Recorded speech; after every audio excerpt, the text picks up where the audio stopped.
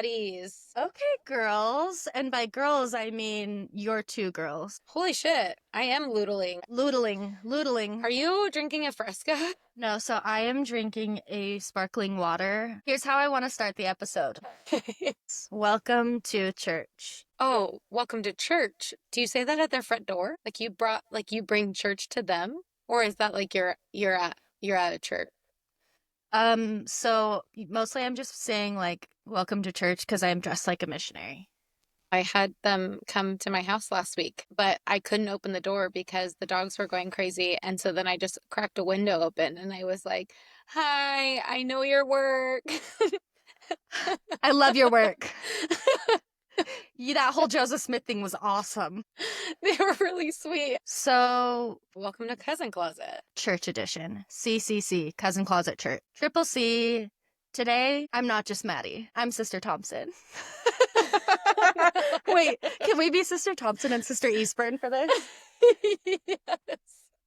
Or Hermana, if you prefer Spanish, because if you see my tag is in Spanish, it says Hermana Thompson. This would have been a really great time for me to have my previous last name, but I digress. You're right. I understand. My previous last name was Hispanic, so just context for the pod. What if we give you, okay, so instead of calling you Sister Eastburn, we could call you Sister Joy, or we go a step Sister further Joy. and we call you La Hermana Gozo. Sister Go, Sister. What is it? Also, I literally have not heard you speak Spanish. Should I bear my testimony in Spanish at the end like they have you do after you come home from your mission? Wait, what? I have not unpacked your mission with you. I would also like to add, I don't want to steal your thunder, but I went on multiple mini missions. Do you remember my singing ventures? What are you waiting for? What do you have to lose? Your insecurity. You're made for more.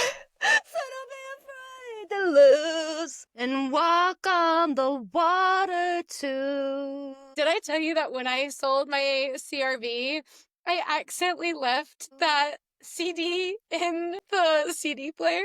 You did tell me that. That song goes hard, Emily. I mean, honestly, the vocals were You fire. sounded amazing. Thank For context, you. this is what I just sang, that little ditty. That was what Emily's song on one of her mini missions. It was a singing mission. And you know what? I'm going to work really hard to find that. I'm going to ask Lindsay if she has it because we've got to post it. Okay. What's so hard is that I really do feel like the vocals are so good, but also when I hear it, like the way in which my skin crawls off and out of my body, it takes me to a whole other dimension in not a good way. Totally. Walk on the water too. Oh my God, I can't. Okay, so I'm having some cup issues. Does this mean we should just go ahead and get into outfits? Yeah, because I want to take my sunglasses off. It's giving me a whole... It's just messing with me. Okay, tell us about your outfit today, sister. La Hermana Gozo. What's Gozo? Joy. Oh. Hermana Gozo. Hermana Gozo. La Hermana Gozo. Yeah, you've got a lot more like flair. I need to roll my R's and get some practice. I did have a lot of practice of having to look at people in the eyes and speak to them in Spanish when all I knew my whole life was English. I did live in Ecuador for 4 months and I had to speak Spanish because I sat at a dinner table with my homestay, like family, and it was sink or swim. I hate silence. They didn't speak a lick of English and I had to soar. And you're just like, so que pasa, everybody? Que pasa? You're like, ¿cómo se dice I'm on tour? Man, I'm killing it so far.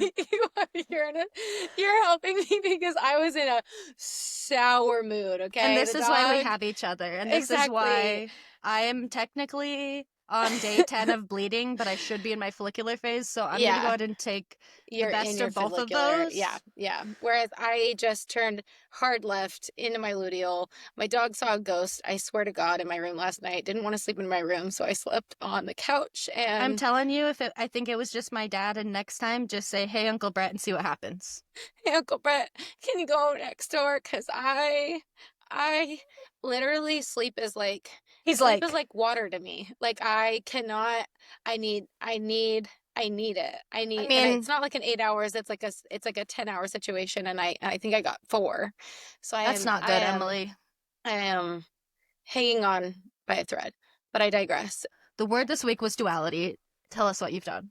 So I decided to put on this cute little lingerie nightie that is a dress. It's tight, it's silky with lacy cups with an underwire. And then I am wearing a suede black jacket that I don't wear out very often, but I love the structure of it and I need to wear it more.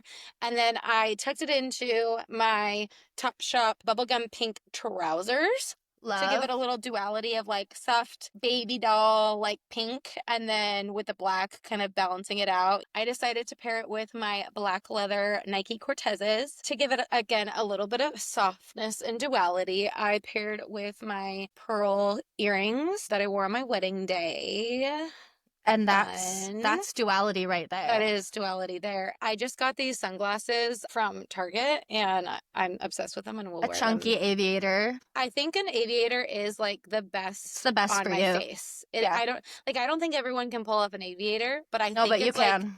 I can. You can. You've always been able to pull off an aviator. I think so. I think it's my style of choice. So, and I have a little slick back, sexy pony is like. That's tough because my hair's so short. Pony is like slick and then it's also messy because you don't have it contained. So it's definitely duality. It's literally giving business in the front, party in the back. Yeah. Yeah. I'm going out with the girls tonight. I mean, we're just going to go get pizza at like this fun little place, but you guys go out so much. I know. And I'm so proud of myself. I love it. Like I fucking love my life, honestly. I'm so happy. You loving your life makes me so happy, and I'm just elated to be here with you. I mean, this is a huge part of it, like this outlet for creativity. So if you want, I'm going to refer to you as sister. You can totally call me elder if you want. Oh. Okay. As far as duality goes. Was that a superiority jab? I'm unsure. Well, that does mean I have the priesthood and you don't, so. Oh, okay. If you don't know what that means, stay tuned. Nope. Yeah, we're going to unpack that. I have a feeling. All right, elder, go for it. Okay. So this week, duality. Since we decided we are going to be unpacking today my Mormon mission, I decided, well, I'll be honest, I really wanted to do half elder, half sister directly down the middle, but I didn't plan in time. That's so funny because I was going to do the same thing. I was going to do like half my makeup and then half my hair. That would have been so great if we would have showed up the same way. Ugh. Next time. Instead, I'm taking duality and I'm merging masculine and feminine. Sister and elder booked and had a baby, and that's me. So let's start from the top. I'm wearing a silky white corset. I will say the cups are a little bit looser for me. My boobs have shrunk over the years, unfortunately, so I'm gonna do my damnedest to not let a nip slip. Wouldn't be the first time we've flashed a tit on the pod. Over the top, I'm wearing my dad's suit jacket that he would wear to church every Sunday. I actually wear this a lot because it's the perfect oversized jacket, and I like to roll up the sleeves. You roll the sleeves. Yeah. Dark gray. It's like slightly pinstripe, which is perfect because I'm wearing like, what color are these? They're black. Black pin, like, I was like, what's there another option? They're gray. They're like as black as it gets. You're like, I checked. I thought I had sunglasses on. No, just blue light glasses. All right. So, oh my God. Yeah, with a, what do you call this kind of belt? Oh my God. Okay. Because it's not like studs, because studs are like the ones that go out. No, but this is like early 2000s. Like, think Lindsay Lohan. Yeah. The double, like, little circles, the silvers, da-da-da-da-da-da-da-da. Almost like, looks like metal hole punches throughout. God, I'm sure that there's a very simple word for this, and I don't know what it is. Probably is. So use your imagination, cousins. Yeah, so we're taking the femme, we're taking the mask, we're merging them. Then I'm wearing my black stockings, classic, up to my knees, and my black scrunchy tall boots. I did fold them over so that they give more of a scrunch. Yeah. Feel maybe a little more work booty. Let me do the booty work. Do we reference any other song more? Is that T-Pain? Yeah, it is. Should we reach out to him? We're like, hey man, you want to collab? Hey, we got a sick opportunity for you, dude. You want to collab with us two girlies? Our 160 followers.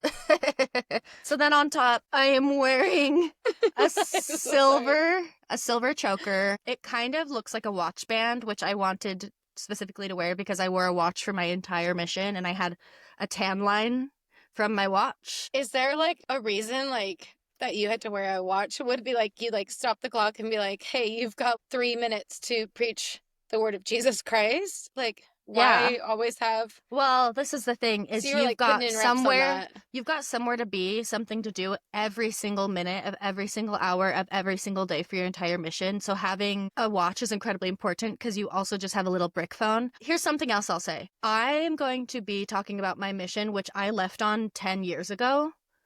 Wow. Since then, things have changed, and honestly, the rules have kind of like loosened up a little bit.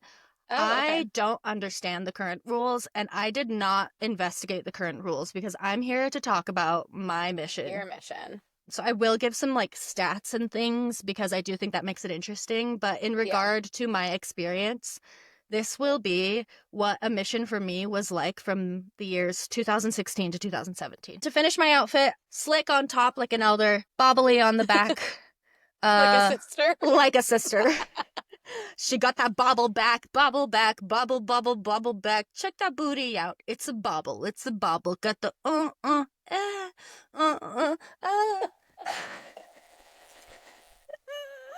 You're on another level. Oh, I'm here for it. I love, this is my favorite part about filming the podcast is that we get on and we have no idea the mood of the other person. Oh my God, I forgot the most important accessory. And on my lapel. Yeah, you did. The name of the Lord. Does it say Sister Thompson? It says Hermana Thompson, Sister Thompson in Spanish. And it says La Iglesia de Jesucristo de los Santos de los Últimos Días. Did you start out with that good of an accent, or did it just really come and develop? It did develop quickly, I think, because of the TISM. You know, like I'm good at the pattern recognition. So learning the language was actually one of the quickest parts for me once I kind of understood the patterns of it. I actually struggle to learn a language because of more of, I think, the ADHD component of ADHD is like I have a slow processing. Totally. I can speak more than I can understand, but obviously that struggles to have an actual conversation. Well, and here's the thing about missions. Perfect for my brand of ADHD because I was able to focus on one thing only and I knew exactly what I was doing every single day. Yes, I knew my purpose. I knew the rules. There's almost no wiggle room in a way that makes it so it's kind of easy to feel like you're perfect. Hashtag God complex. No, I'm going to say it. On my mission, that's the closest I've ever felt to perfect. And again, it's because it's not real life. Yeah. You are like in like a, what do you call that? Like a simulation? A simulation. It's very similar. Yes. I think that before I get into it more, I want to give a little bit of context and backstory. Probably a lot of people who are listening to this know about Mormons, have heard of Mormon missions. Probably some people haven't, okay? And because of that, I want to give a little bit of lore, which is I grew up Mormon. I was born into it. My mom was also born into it. My dad converted when he was 19 and actually met my mom when he was on his Mormon mission in Utah. So, shout out! I mean, honestly, the church you're here because of the church. I really am. I hate to break it to you. No. This is the thing. I'm no longer Mormon, but I do have a lot of love and compassion for members of the church. It's still my culture in a lot of ways. Yeah, especially you being back in Utah. Exactly. I don't at all regret being raised in the church. Like, I think a lot of what my parents strived for was based in love and just closeness and family. I do think that, like any religion, there can be times where things are taken to extremes or can be misleading or harmful. I am very much so aware of all of this. And coming from the perspective of, I know this stuff because I lived it for 26 years and I taught it for a year and a half. That was the only thing I did. So I'm approaching this from a place of, I'm not trying to offend anyone. And I also can have an opinion. I also have opinions based on my experience. And I'm going to make some jokes, okay? I'm not trying to be offensive, but again, I am coping with my own connection to this organization that I was raised up in and that I am no longer a part of now, but still is like probably the biggest factor for why I am the way I am in a lot of ways. So let's get into it. Who are Mormons? The official name of the church is the Church of Jesus Christ of Latter-day Saints. There are currently 17,887,212 members. Wait. Across the world. Already my mind's blown. I know. Crazy, huh?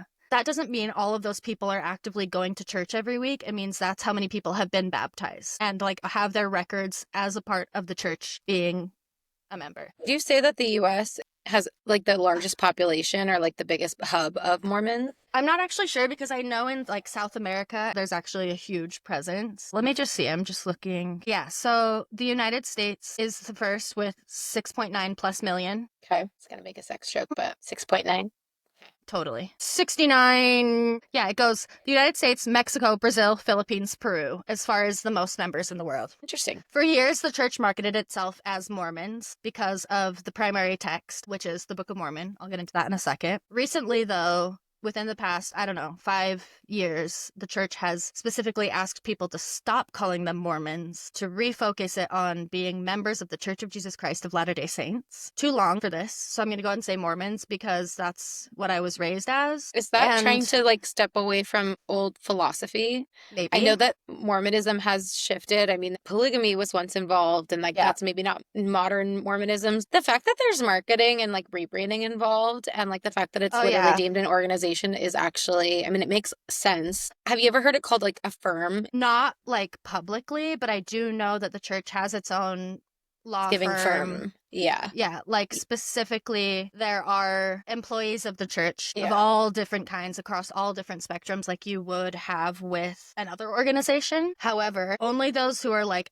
employed by the church actually are paid. A lot of the labor done for the church is free labor done by members. So those who go to church on Sunday and they have classes and there are talks and there's a bishop leading, all of those people are doing this for free. So the Church of Jesus Christ of Latter-day Saints, the Mormon Church, I'll also probably refer to it by saying Mormonism because that's easier. So basically what Mormons believe is that in the 1800s, specifically 1820, there was a boy named Joseph Smith. There was a lot of religious upheaval and he ends up having a vision. I think maybe he accidentally took mushrooms or something. Or like he was psychic.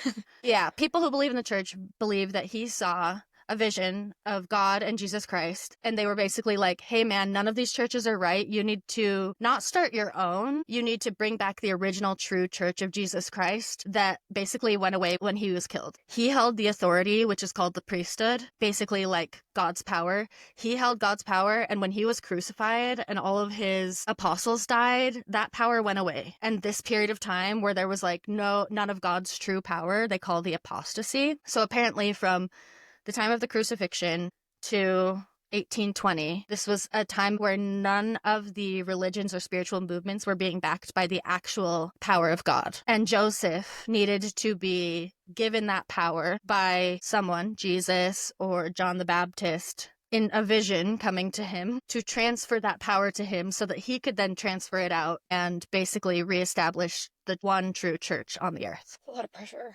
It's a lot of pressure, but with him getting that like priesthood power, that God power back, he is now a prophet. Just like there were prophets in the Bible, like Moses, this is when modern day prophets came back. That is what the church teaches. And Joseph Smith was the first modern day prophet. And with God's power, he was guided over a series of years. There's a lot of ambiguity surrounding the stories of how the Book of Mormon came to be. Naturally. Yes, it's interesting because I was taught obviously one version of it. And since leaving the church, I have done a lot of other research to recognize that there's not really one streamlined way to tell the story truthfully, unless you really simplify it the way the church does and make it a lot less complicated and nuanced. So basically, with that God power, he was led by an angel to a hill where he found some gold plates. And then with the power of God, he would stick his head into a hat with some like rocks, and he would translate the plates into what would be called later the Book of Mormon. Now, the Book of Mormon starts with a family coming over from Jerusalem on a boat and basically discovering the Americas, which actually factually didn't happen. There has been a lot of research done historically to disprove the fact that the origination of indigenous people in the United States is Jews who came here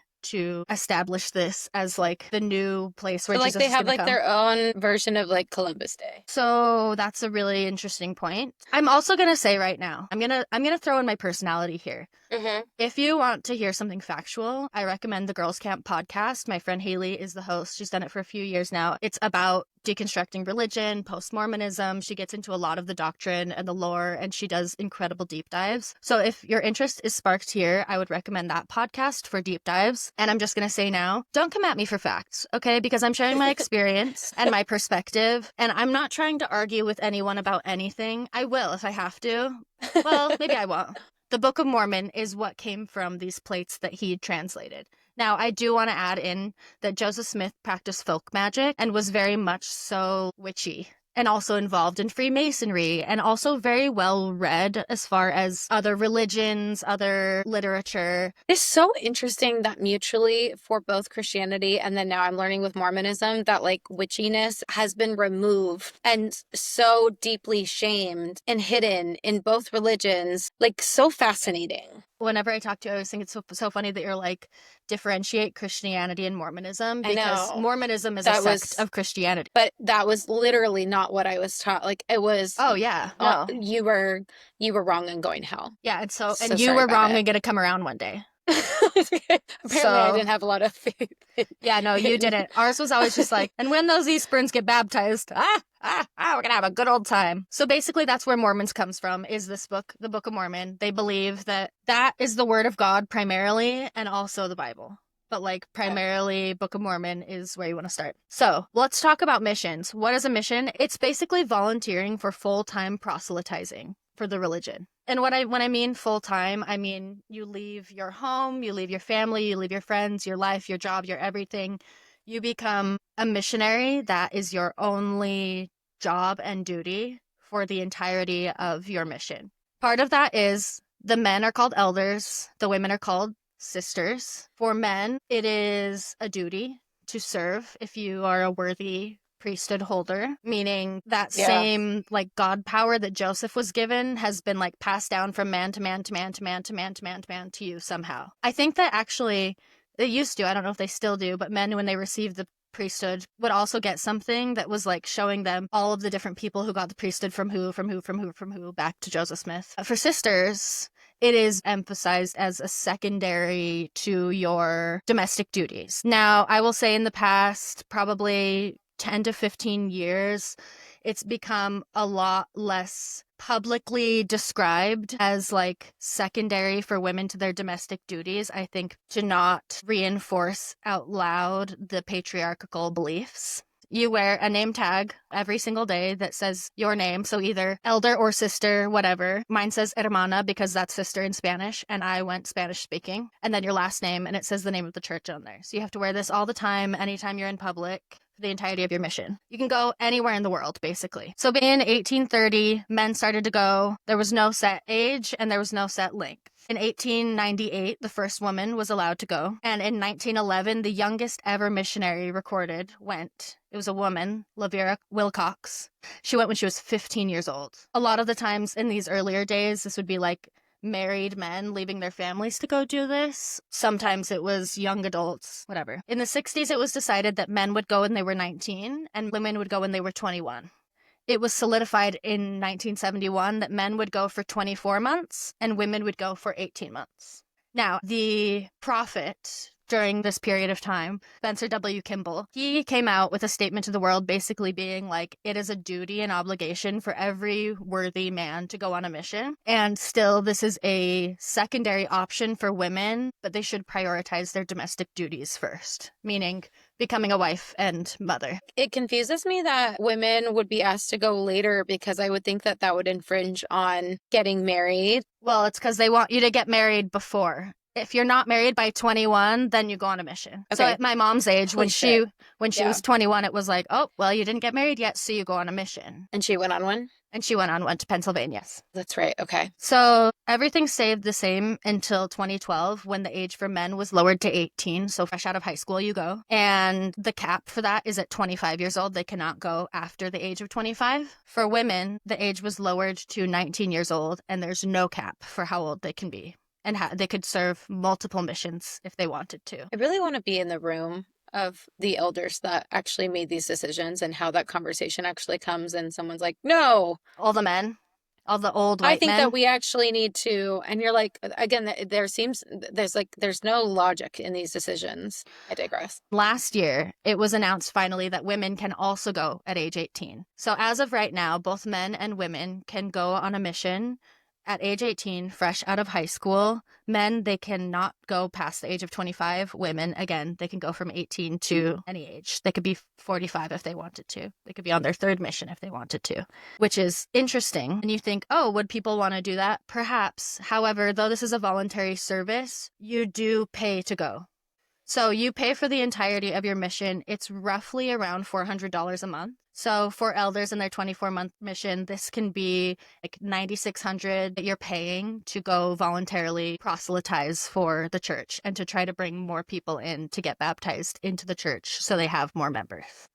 You are anticipated to be able to do that on your own or to have your family's help. And if not, there are ward funds where other members can fund, or the general missionary fund can help sponsor somebody to go. But if you're able, you are required to pay for it. So I didn't pay for my mission. My parents did. And for girls, because it's only 18 months, it ends up being like closer to $7,200 to $9,000, depending. This is also not including so crazy.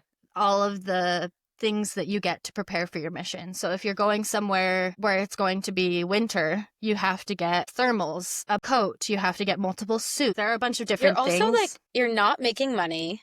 No. And you're also pausing your entire like ability to develop a skill set that's going to go into your career. Right at your prime. This is crazy. Like right at your prime. This is, I don't think I've ever really like sat with this because again, I think it becomes so normalized when you're in this culture or when you know people that are in this, like you just kind of don't really realize like just how wild it is. So basically, yes, this is a self-funded thing. You don't have a salary. You don't get a stipend. You are paying to be there right at your sexual prime, as you could be entering college and having all of your new experiences. Finding yourself, developing your personality. Yeah, it's like, let's catch you before your brain develops and get you to devote 100% of your time, energy, soul, well-being to this religion. That, from the perspective of somebody who has chosen to do this, it felt like I was choosing to do the noblest, most secure, most wise thing I could ever possibly do, which is give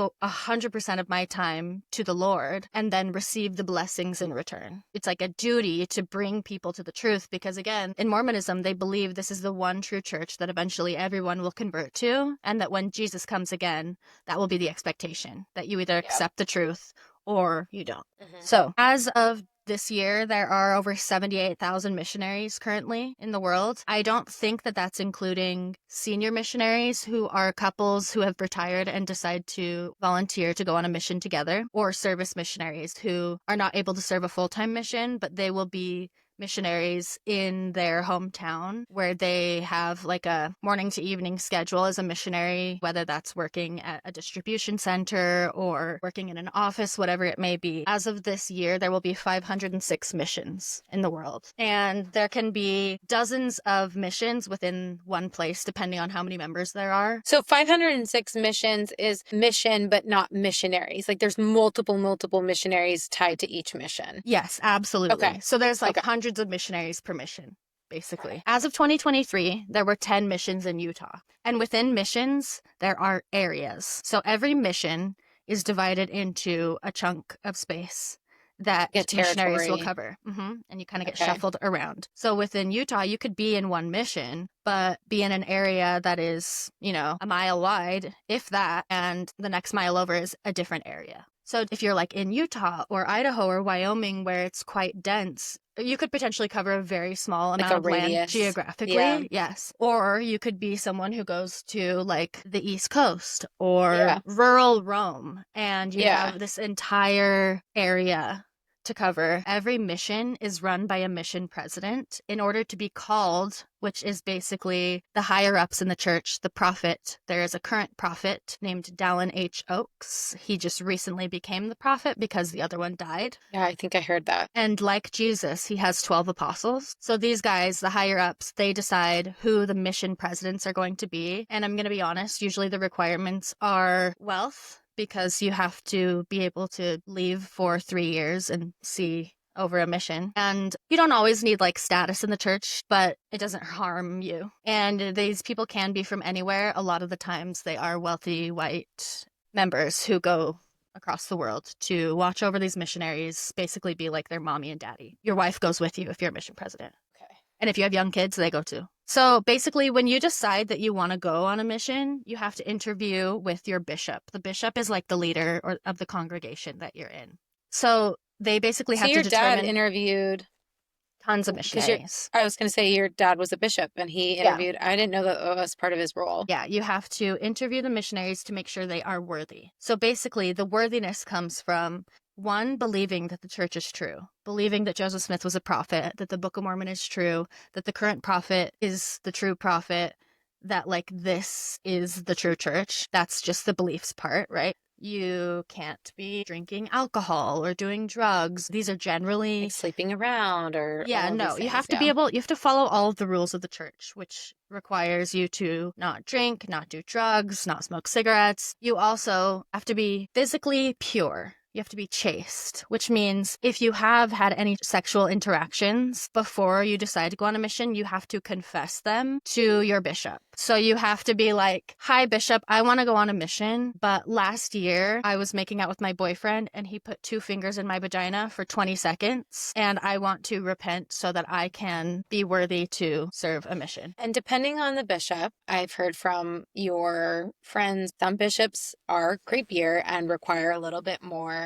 details, which is so perverted to me. Every bishop is not the same because bishops are not trained in any way to be able to meet people with their personal needs, but they are required to hear about people's sins and to determine if they are worthy to go or if they need to talk to another higher up or if they're just too unworthy to go. Some people I know have been told by a bishop like, oh, you had sex once, you can never go on a mission. Other people are like, oh, you had sex, you need to wait an entire year proving that you're not going to do that again and not take the sacrament in front of everyone, which is like the bread and water that you get every Sunday. So like hold off on that, even though everyone's watching you. Do that for a year, prove that you can actually not be too horny to go, and then you can go. So there are a lot of different things. A lot of times people will get their mission call and then quote unquote mess up and have to, again, push their mission out a year, 6 months. It just kind of depends. But there is a worthiness factor. Is that so embarrassing? Because totally, like you announce culturally very shameful on a mission and then you have to repent and then people are like, oh my God, I thought you were going, and you're like, oh no, it's like a year out, and then they're like, sorry, my boyfriend pressured me into sucking his dick and now I can't go for 6 more months. So there is that factor of you have to apply, be interviewed, found worthy, and then you submit papers basically just telling your intention and information about you. Where you go on your mission is chosen is basically these like male higher ups of the church. When I say the higher ups, they're almost always going to be male. There are some like general positions that are for women, but when it comes to making decisions for the church, it's men, because the men are the only ones that have been given the priesthood power. So basically, you submit your application, group of apostles sit around, your picture pops up, and they decide where you're going. I was taught that it was very much so like sat and pondered over and like, that's what I thought. Gryffindor!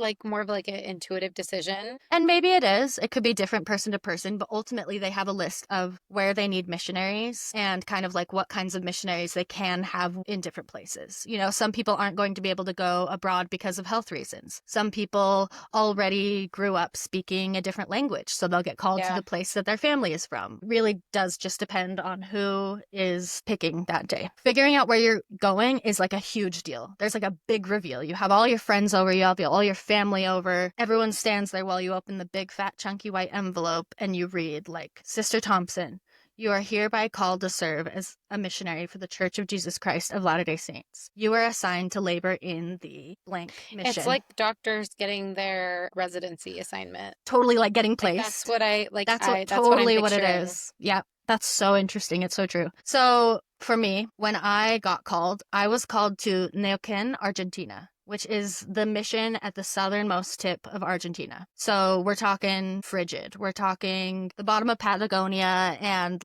like snow. So for me, when I got this call, and it said to be speaking Spanish for 18 months because I'm a girl, so 18 months. Obviously, I was stoked because I was like, I don't want to go to a lame mission like Idaho or Utah, God forbid. That happens to people. Like, shout out to my dad. dead. But like, shout out to my dad for going to Utah because like he totally met my mom there and like here I am, but I don't think I would have wanted to go to Utah on my mission. Yeah. Basically, after missionaries get their call, they get a date that could be within like 6 weeks or within 6 months, basically, of time that they're leaving with a list of everything they'll need. And again, it differs from place to place. So for me, it was like snow boots, a thick down like floor length coat, thermals. Because you're walking the streets, like you're outside. Like my brother went to the West Indies and his entire mission was spent walking through jungle. Yeah. And it's very common if you go somewhere foreign. So once you get your call, you start preparing. And then before you actually go to the mission, you go to a place called the MTC, which stands for the Missionary Training Center. And it's basically like dorms where all missionaries from around the world come to prep themselves. Like it's a crash course on the gospel, on teaching, and also language if you're being called to speak a language. So this could be learning Spanish or, oh, I'm learning Dutch. Like what didn't Alex learn Dutch? Alex learned Dutch. Random, wouldn't have expected that. My friend Sumner learned Cebuano, which is an obscure Filipino language. You could be learning Russian or Korean, or you could be learning sign language. You know, it really just depends. Yeah. Basically, it's 2 to 8 weeks, depending. I think it used to be longer, but they've really shortened it the more missionaries are serving. And there are more missionary training centers around the world now. It used to just be in Provo, Utah, the single one. But now with growing mission rates, there are different ones all over the world. So basically you go there and that is the start of your mission. You're in a little bit of a kind of Truman Show world where you're on this campus. Everyone else is missionaries. The people who work there are former missionaries who are then teaching you how to be missionaries. What I will say is before you go on your mission, when you are deemed worthy, you have to go through the temple, which is basically the place where all of the like sacred Mormon promises are made with God, but like through vows of being, you know, like giving everything you have to the church and of like never denying its truth. Well, the content of the temple has changed over time, but like women used to have to vow obedience to their husbands. So there are different things that go on in the temples. That's for another day, but you do get something called the garment. And this is basically like, think they've recently released tank top garments, but for me, think like a thick cap sleeve t-shirt. Cap sleeve? I thought that it was cap sleeve, scoop neck. I would get the breastfeeding garments because they had a V-neck so I could have a little more cleavage. But basically it's like a tight cap sleeve shirt and then Can we just pause there? Biker shorts. You can't just drive past that. The fact that you were like, I want to show cleavage, so I'm going to get the breastfeeding version of the garment. You do what you've got to do. It's like, I want to wear a skirt that's a little shorter, so I'm going to wear the silk ones today because those ones are more likely to ride up. But I'm not going to fold them or like roll them because that would be... Also the fact that they're silk, because to me, silk is like sensual. They're not sensual. They're not? They're not sensual, Emily. Okay. So essentially, you are wearing under your clothes a second pair of clothes. Tight t-shirt and knee-length biker shorts. My sensory issues are like I'm squirming out of my body right now. I thought I was chronically ill, which... You are. I thought that I had like a severe something specific. It turns out I just have sensory processing issues, and the way that the garments would lay on me specifically would cause me to panic and cause me to feel so sick to my stomach that I wouldn't be able to eat, or I would just be like completely nauseous. Yeah. Anyway, so you wear this pair of clothes under your clothes at all time. And as missionaries, again, the standards have changed now, but when I was on a mission, men are wearing white shirts, a tie, and a suit, and dress shoes every day. Depending on where your mission is, you might be allowed to wear a short sleeve white shirt and no jacket if it's too hot. I've seen a lot of short sleeves because I'm in California. Well, and again, the dress standards have changed drastically over the past 10 years. Like, women can wear pants now, which is crazy. For me, it's you wear a dress or a skirt that is at least cap sleeve covering your garments and to your knees or below. It should be below your knees technically. And then you wear, again, some kind of shoe that's not just like a sneaker. I once got in trouble for wearing Doc Martens, and I told that elder that he was boring and he needed to go fuck himself. But I did that. So happy I did that in words that were probably a lot more like powered by Christ. So... Can you give us a rendition? Yeah, it's like, Elder, who do you think you are to look me in the eyes and to tell me that I am not a witness of Jesus Christ simply because of the shoes that I'm wearing on my feet? Jesus didn't even wear shoes. I am... That part just, I don't even know if Jesus wore shoes. None of us were there. So in 2012, when the mission age for women was changed from the ripe age of 21 to 19, all of my friends started to go on missions because we were all 19 at this age. I was like, okay, I'll try this out. I was going to submit my papers, had everything ready, and then I was like, no, this feels actually awful. I don't want to do this. I'm not going to do this. I decided not to do it. I had been keeping one of those firework containers that turns into a bank. I had been filling that with money for my whole life. It probably had about $300 in it and then about $500 in IOUs from my mom. So I cashed that in, not the IOUs, because I was like, you're paying for my college. So I owe you a lot more than you owe me. Yeah. I cashed that in. My sister and I went on a road trip to Vegas to see Panic at the Disco. Honestly, Panic at the Disco. So in 2016, my boyfriend broke up with me again. And I was like, well, what am I going to do now? Again, it's hilarious.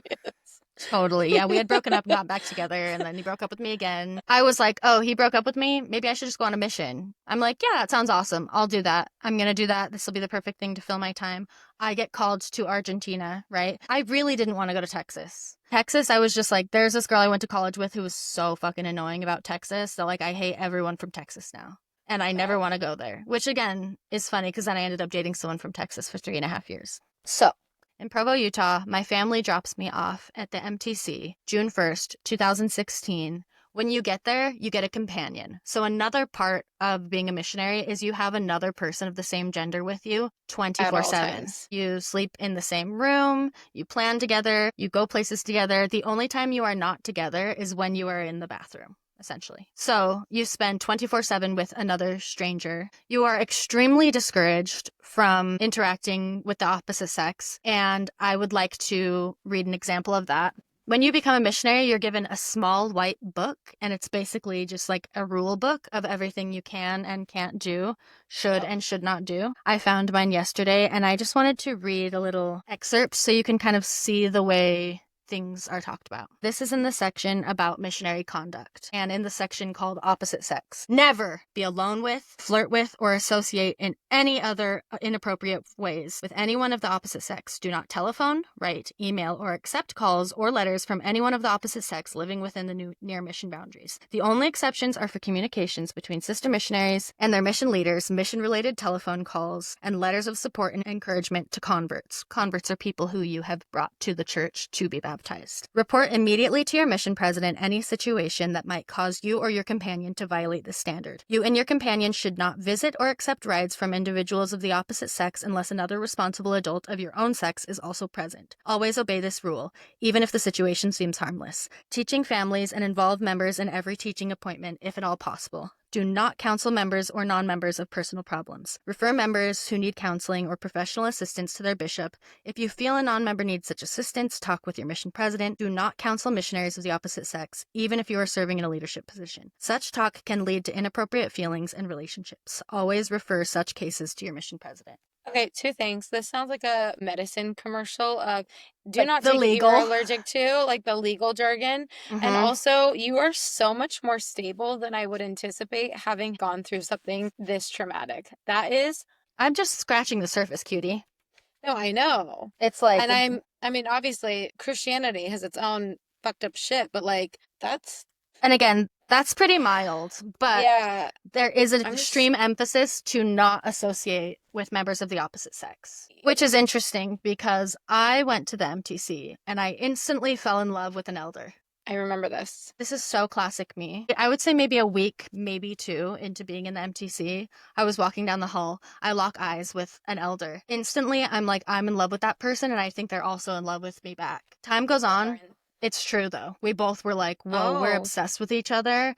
We started to become friends. We're trying to keep things casual, but like the feelings are there. They're popping off. I was looking in my mission journal from the MTC. It's all about him. All about him. Nothing ever happened. Like, we never were alone together. We never, like, even touched, but we did have feelings for each other, and we decided... Did you ever talk about it? Yes. So we decided as soon as you go to your mission and I go to mine, we're going to write letters, we're going to send packages, and when we come back, like, let's fucking get married. Yeah. Like, that was kind of the vibe. And I was like, this is my soulmate, this is how it's meant to be. Granted, my parents did meet on my dad's mission, so I think that there was probably part of me that was like, influence. This is the one. So a few days before I was leaving for Argentina, I had a toothache. I went to the dentist with my companion. I had to get a root canal. I was miserable. They gave me painkillers. I took the painkillers. They made me sick. I fell asleep in class. Because when you're at the MTC, you have classes from morning till evening. We left class, my companion and I, because my teacher was like, you're not well. This isn't like you. We went back to the dorms. I was in my bed and I thought I started to have a heart attack. Obviously, now I know if I had been having a heart attack, I probably would have just died because of how young I was. But I thought I was having a heart attack. She runs to the hall. She calls the emergency hotline. They're like, we'll send a security guard up to check on you. She checks on me. She says, if anything's wrong with your heart, we legally have to send you to the hospital. I'm like, okay. First of all, I think that could have been your POTS. Second of all, the fact that they have to think about the legality of things versus just like, oh, you seem unwell, let's get you to the hospital is, again, crazy work. Well, there's also, like, the church legal system is very much, they have their own. So there's something called the bishop's hotline, where when someone reports something to bishops, if it is dangerous or scandalous, whatever, they have to first report it to the bishop's hotline so that the church's lawyers are involved, and that's their first point of contact rather than it being the actual legal system. Your dad was, like, always on call. Like that, it's exhausting being at bishop because of the fact that you're literally, you are the direct access for individuals. Yes. So I get shuttled off to the emergency room with my companion. I'm there for hours and hours. They're doing all of these tests. It turns out I had contracted pancreatitis, which usually only happens if you are an alcoholic or if you have gallstones. I had never had alcohol in my life and I didn't have gallstones. So looking back, I can recognize that my body was having a visceral reaction being like, to your mission. Do not get on that plane to go to South America. Dear God, like, no. So I was admitted to the hospital. I get C. diff and you get pancreatitis. Both honestly, illnesses we should not have had contracted. That is so true. Wait, that's so true. Yeah, I contracted pancreatitis. I get admitted to the hospital. My companion is sent home. I get to call my parents at 3 a.m. and leave a message that's like, I'm in the hospital. And they were able to come visit me, but I ended up being in the hospital for a week. They basically told me that because this is a gastrointestinal thing, even if we can't figure out why you contracted this, we legally cannot send you to South America where the food is much more fatty and like there's a risk that you would get sicker. So I was devastated that I was no longer going to be able to go to Argentina.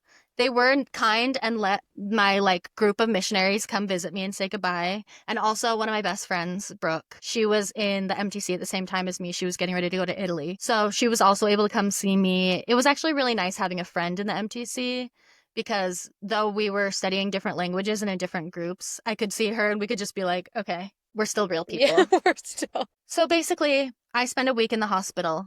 I get back to the MTC. And I'm like, I know they're going to give me a new call to somewhere new. And it has to be probably geographically closer.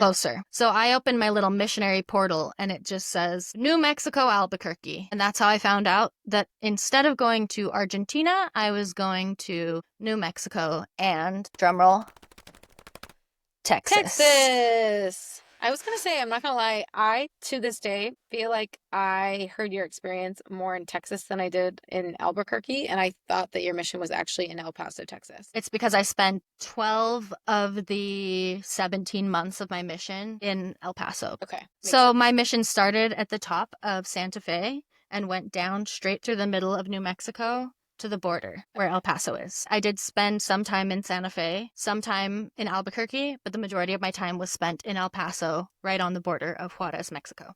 Okay, so now that we know the lay of the land, Mormonism, what a mission is, I have a lot of feelings specifically about my mission, a lot of stories, but Emily and I have decided that we want to give you a part 2 where I alone am going to dig into a little bit more of the ins and outs of my mission, some stories. I can't wait to hear. Complete the picture to what we're working with here.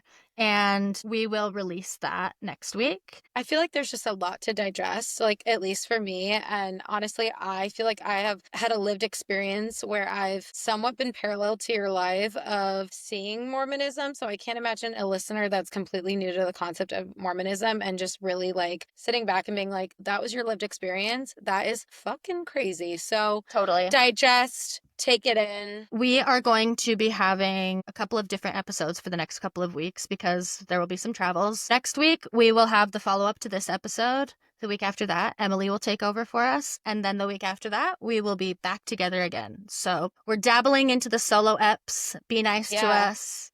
Please. Be our guest. Be our guest.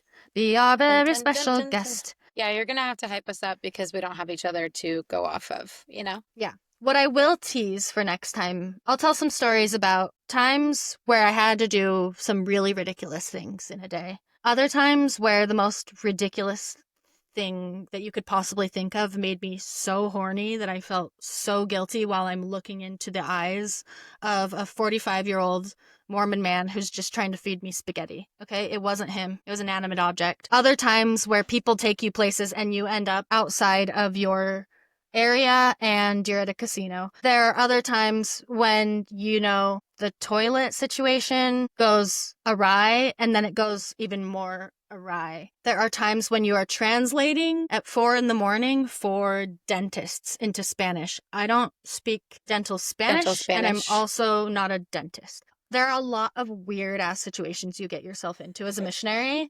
I have a lot of stories and a lot of mixed feelings because my thoughts about my mission now have changed over the years. They've evolved. They've evolved. So please tune in next week for you to unpack that. I'm just going to yap. It will be really hard and weird not having Emily here with me, but it will also be a very intimate look into the rants that my brain goes on, and we'll see how it goes. Maybe it'll be a disaster. Who knows? But we accept you for whatever you bring. I know it's going to be a little bit until we are together, but for the next episode that we get to grace each other with our presence, what is going to be our theme? The theme for the next time we are together is monochromatic. I love it's anytime I'm in a monochromatic fit, I feel like I could take on the world. I feel like no one can faze me. I feel like I'm gonna kick some ass. So you are. Can't wait to bring that energy here. Yes, absolutely. We're gonna kick some ass. You'll hear from me again next week and Emily the week after that. And soon enough, we'll be reunited. I love it. Until then, thank you for listening. I hope you learned something new about Mormonism or missions or both. And Truly. If you didn't and you already know all of this, I hope you laughed. Processed it. Or have processed it. You either are laughing through it or processing it. Either in therapy or coping or both. Because sometimes... Oh no, I just remembered I ghosted my therapists and they keep texting. I have demand avoidance. Anyway. They've experienced worse. Please interact. Please like, subscribe, share, follow, review. We got more followers on Spotify this week, and that means so much to us. Truly. Thank you. We love seeing that. Honestly, I am having a blast with this pod. Me too. And I'm starting to get a little strategic. Here's the thing. We're going to be ourselves regardless, but it is fun having like a little strategic lens of like having competition within myself of like, how do I get better? Yep. How do I get more views? How do we get more recognition? It's like, because honestly, I want people to see this. Well, yeah, because the other thing is it's like, I'm having a passion fun. Project. I'm having fun. And do you want to know what else? I got autism, and it makes it so it's really hard for me to have a job where they expect the typical 9 to 5. Okay, yeah, you know what I need? I need a job where I'm seen for who I am, where my voice is honored and recognized. People want to listen to me even though I sound like this. So love you guys, both of us. Also, we are duality. We are duality. Black corset and white corset. And white corset. Black and white. So I love you.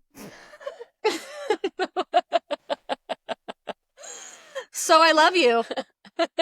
Well, fuck, I said it. Is that to me or the cousins? You know what? To all of you. To all of us. I love On the count of 3, I love you. 1, 2, 3. I love you. See you soon. Elders and sisters, thank you for tuning in. Estoy bien agradecida por todo lo que me... Okay, we love you. Love you. Bye-bye. Adios. Okay, I gotta go pee again, because classic.